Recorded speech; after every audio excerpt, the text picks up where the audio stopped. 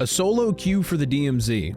Some are for it, some are against it. I understand why some solo players would want it, as they're getting decimated by squads of Giga Chads, playing together in some basement drinking Mountain Dew, teeth looking like creek gravel, undercarriage smelling like Sabaro's Pizzeria.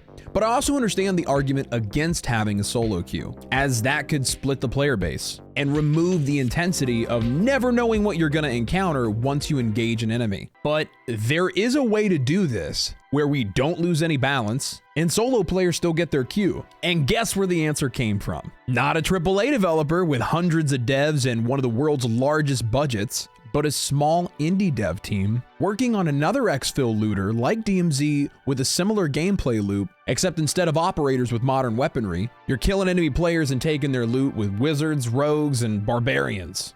But we didn't steal everything he had. We didn't have time.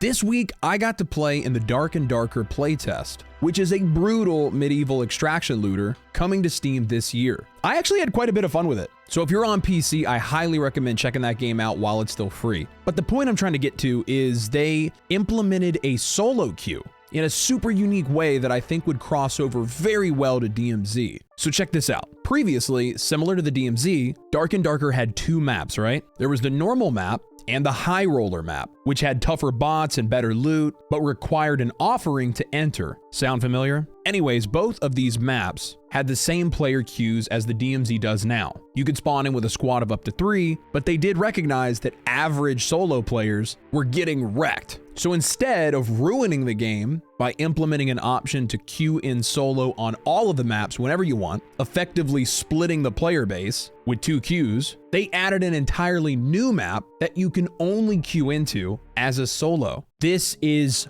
mwah. And you know what else is mwah? You. As a small YouTuber who just went full time, I'm a little nervous, but also super excited to bring you guys a crazy amount of DMZ leaks, tips, and guides, especially for solo players in DMZ Season 2. If that tickles your little pickle, consider subscribing. I don't think creators say it enough, but I genuinely do value your attention. I appreciate you taking the time out of your day to watch me talk about the DMZ. Player 3 and 4, thank you too. We're finally moving out of our family's basement and into our own home. Because of the recent success of this channel, I'm able to give that to them. So thanks for being a part of this every single time you just simply watch a video. But back to the solo only map. The new map, including its boss in Dark and Darker, has lesser loot than you can obtain on the other 2 regular queue maps. This is probably the most important factor in this implementation, as if the solo map was just as good as the other 2, then solo players would have no incentive to ever play anything other than the solo map, right? So what this does instead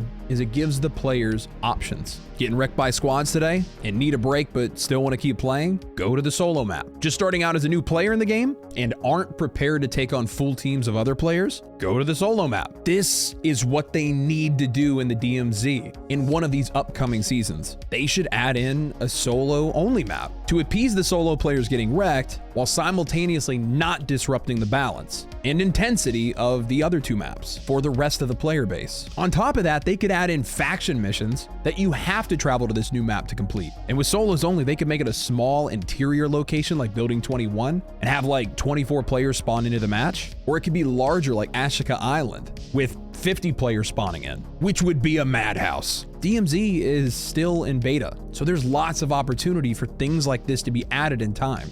As always, let me know what you guys think in the comments below. Then check out how I think the DMZ could fix the bots. See you there. Go do the thing. You gotta click the thing. You gotta click. I can't go anywhere. I'm literally here in a limbo. Please click it. My kid's crying in the background. Please click it. Oh God, please. Oh, that's so stupid.